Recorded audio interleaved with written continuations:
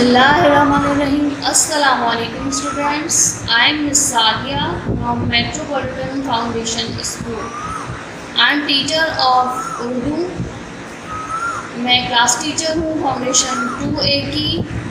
आज हमारी तारुफ़ी क्लास है, यानी मुझे आपको अपना और अपनी बुक्स का इंट्रोडक्शन देना है कि हम जब स्टार्ट करेंगे अपनी पढ़ाई तो हमें किस तरीके से लेके चलना है। ख़ास तौर से पेरेंट्स को इस बात की अवेयरनेस होनी चाहिए कि हम बुक में और कॉपी में किस तरीके से काम करवाते हैं। ये इंट्रोडक्शन क्लास है। आपको मैं बुक्स दिखाऊंगी, जो बुक्स हम लोग यूज़ करेंगे, कॉपी दिखाऊंगी, कॉपी में काम करने का तरीका बताऊंगी और इसको फॉलो करने से आप लोगों के लिए आसानी हो जाएगी उर्दू को समझने में, उर्दू को पढ़ने में, उर्दू को लिखने में और याद करने में बहुत आसानी हो जाएगी। सबसे पहले ये हमारी उर्दू की बुक है, जुगनू बुक, जो कि एक तरह की वर्क बुक है।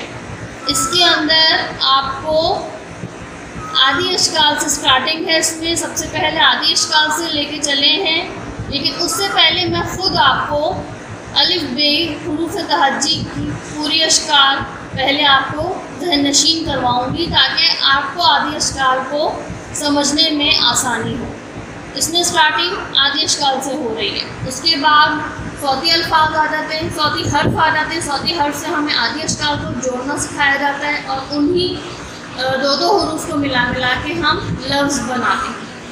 इसका तरीका बहुत ही बेहतरीन है। इसके ऊपर अगर अमल कर लेंगे, इसको समझ के अगर हम ये कर लेंगे तो हमारे लिए उर्दू लिखना और पढ़ना बहुत आसान हो जाएगा। अगर आप इस इंट्रोडक्शन क्लास को अच्छे तरीके से समझ लेते हैं, इस बुक को और इसमें काम करने के तरीके को समझ लेते हैं, तो आपकी राइटिंग भी बेहतरीन हो जाएगी और आपको आसानी हो जाएगी उर्दू को समझने में, उर्दू को लिखने में, उर्दू को बोलने में। क्योंकि ज़्यादातर यही कहा जाता है कि उर्दू बहुत मुश्किल है। हाँ, बेशक मैं मानती हूँ उर्दू बहुत मुश्किल है, लेकिन हमने इसको बहुत हद तक आसान बनाने की इस बुक में कोशिश की है। इसके तरीके पे अगर अमल करेंगे, इस बुक को समझकर अगर हम काम करेंगे तो हमारे लिए बहुत आसान हो जाएगा। इस बुक के ज़रिए हम उर्दू बहुत बेहतरीन पढ़ सकते हैं, बहुत बेहतरीन सीख सकते हैं, बहुत बेहतरीन लिख सकते हैं।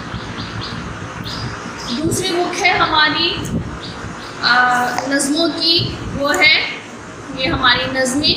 ये आपकी पोइट्री की उर्दू नज़मों की बुक है। इसके अंदर पोइट्रीज़ हैं जो हम साथ साथ ओरल में आपको लेके चलेंगे, आपको पढ़ाएंगे। तो ये आपको इंट्रोडक्शन क्लास में मैंने आपको ये दिखा दी है, ये आपकी उर्दू की पोइट्री की। इसमें बहुत प्यारी प्यारी नज़में हैं। हम ये याद करेंगे और एक्शन से भी करेंगे और पढ़ेंगे।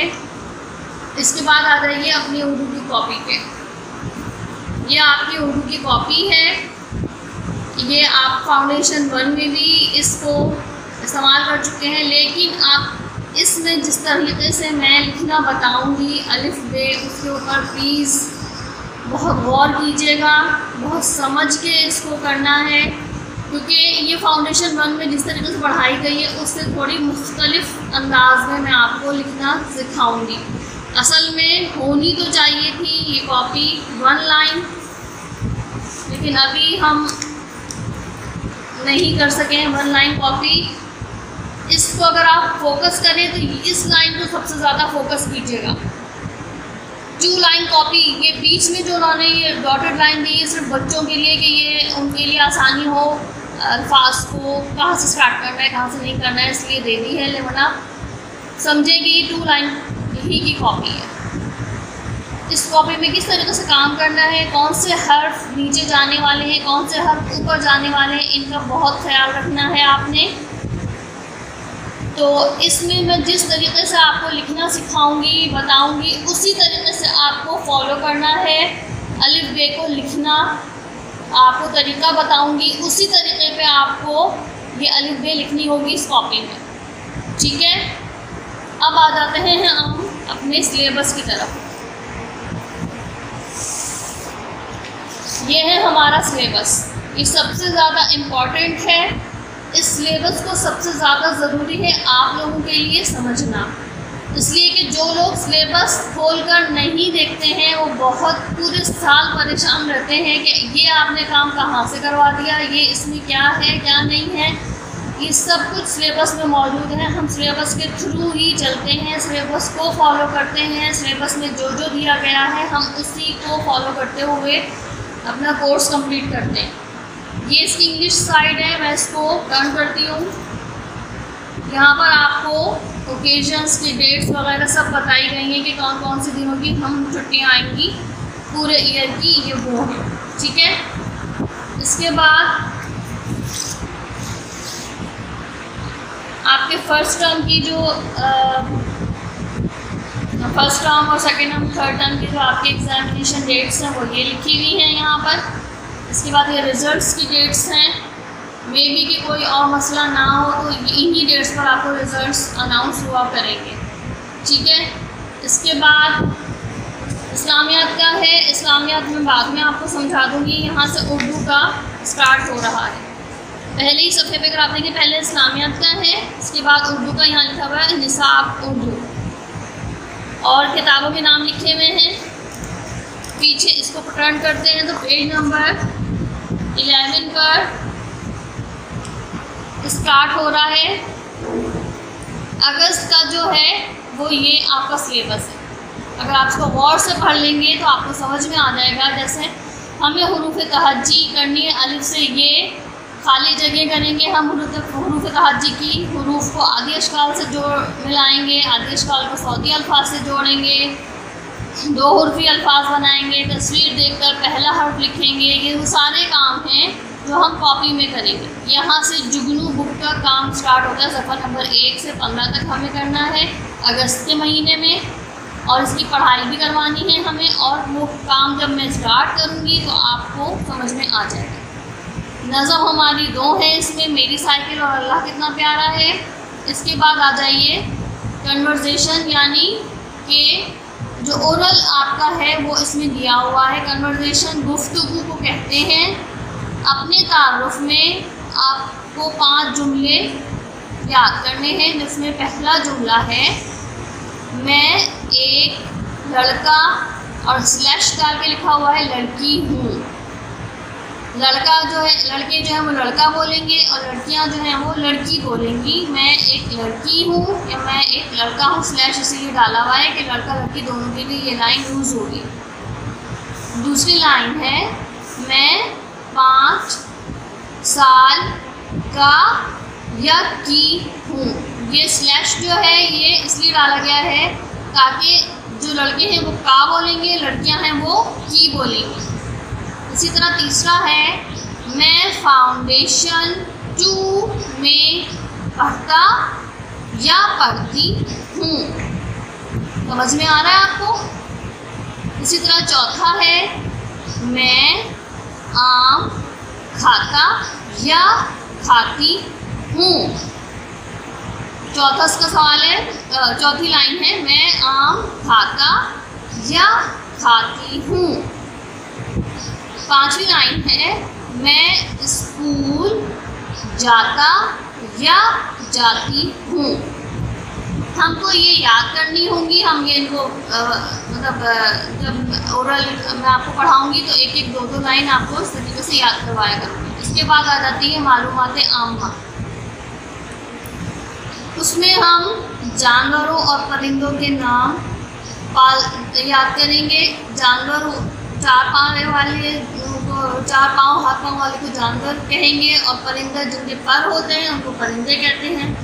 पालतू और जंगली जानवर कौन से होते हैं इसको भी मैं समझाऊंगी। आखिर में आ जाता है इमला, और इमला आपके इमला के जो 10 अल्फाज हैं वो 2 हरफी हैं। इनको गौर से देख लीजिएगा, ये 2 हरफी अल्फाज हैं, यानी 2 हुर्फ हैं इनके अंदर। जैसे ये दाल रे है, जीम वाव है, लाम वाव है, ये नून छोटी है, सब 2 हुर्फी अल्फाज हैं।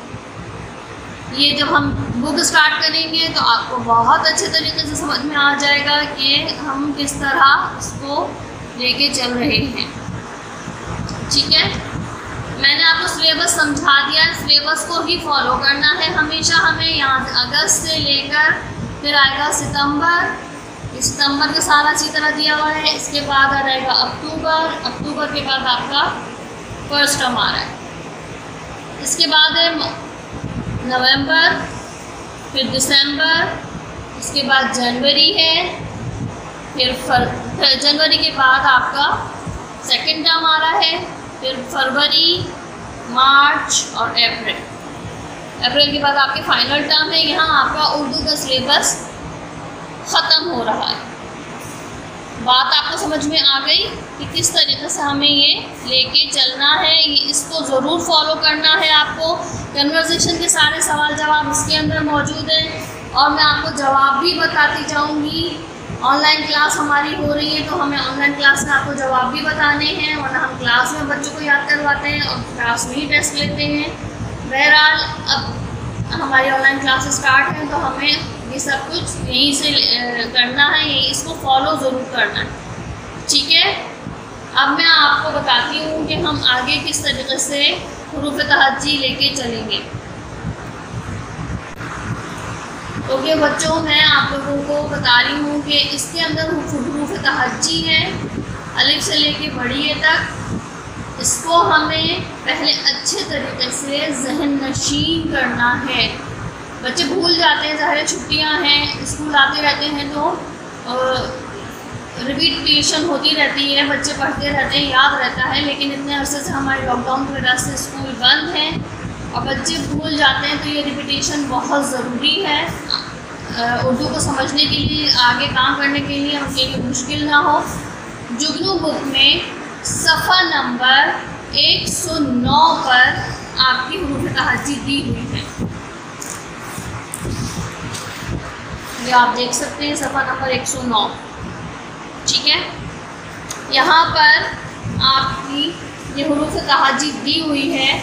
ये सबसे शुरू में नहीं दी है, वहाँ तो बुक का स्टाइल दूसरा है। बुक में आदि अश्कार से स्टार्ट किया गया है।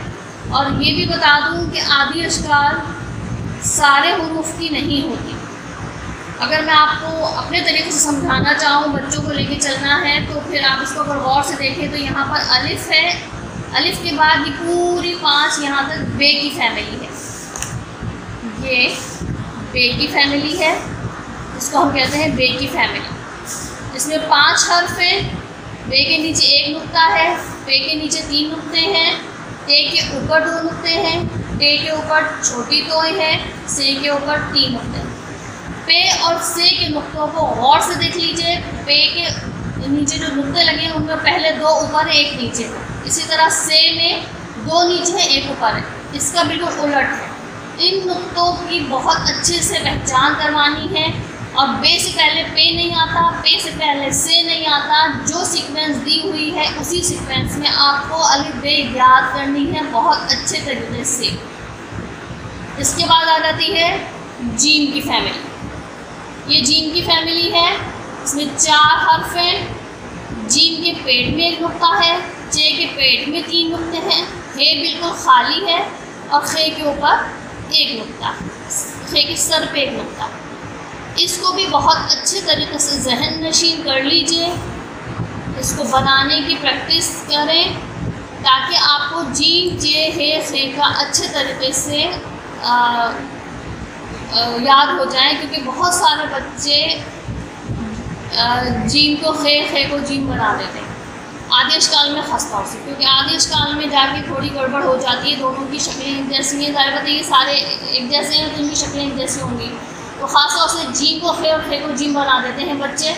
इसका बहुत ख्याल रखना। आगे चलें। आगे है दाल की फैमिली। ये दाल की फैमिली है। इसमें इसके 3 हर्फ हैं, दाल, दाल, जाल।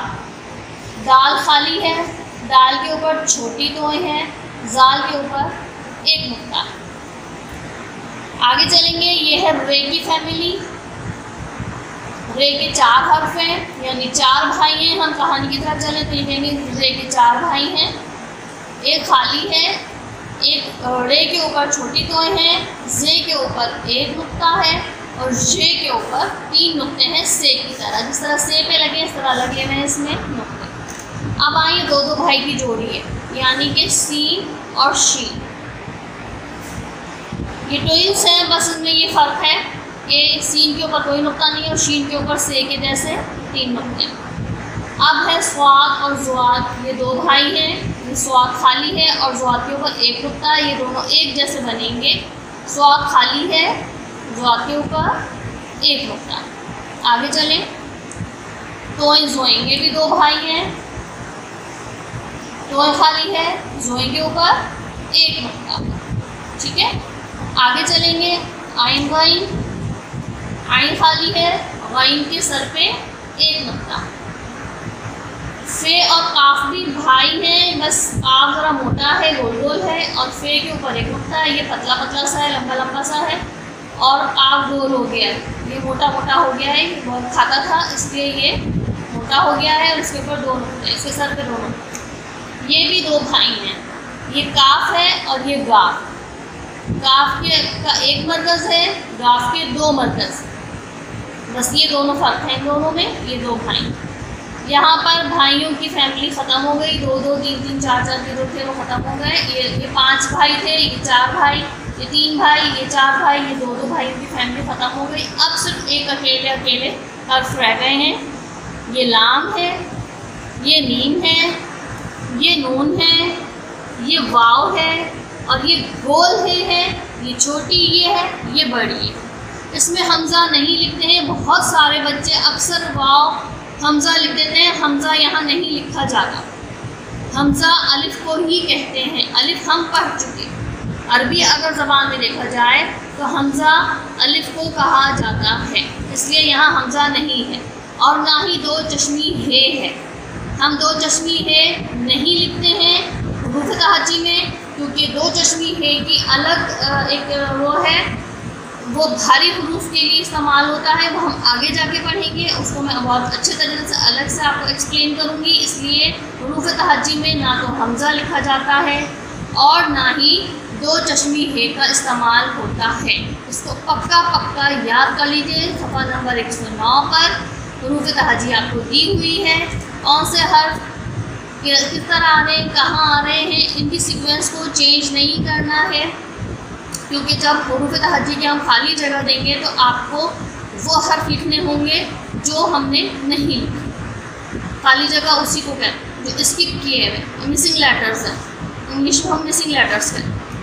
यहाँ आपको इस पर दी हुई है डॉटेड लाइन पे, ये तो वो बाद में करेंगे, लेकिन मैं आपको उसकी खाली जगह दिखा देती हूँ ताकि आपको समझ में आए। सफ़ा नंबर 110 पे ये रही इसकी खाली जगह। मैं इसी तरह ये काम कॉपी में करवाऊँगी, इसको अच्छे तरीके से देख लीजिए कि ये रहा सफ़ा नंबर 110। ये सिर्फ आपकी आसानी के लिए मैं आपको बता रही हूँ। ये देखें, ये खाली जगह है, अलिफ दिया हुआ है, बे नहीं है, बे आप खुद लिखेंगे। पे दिया हुआ है, ते नहीं है, टे नहीं है, ये आप खुद लिखेंगे।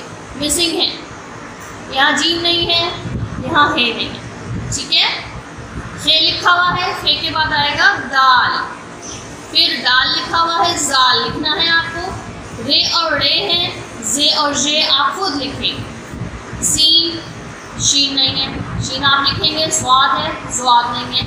दोए है, जोए नहीं है। आइन नहीं है, गैन है। फे नहीं है, काफ है।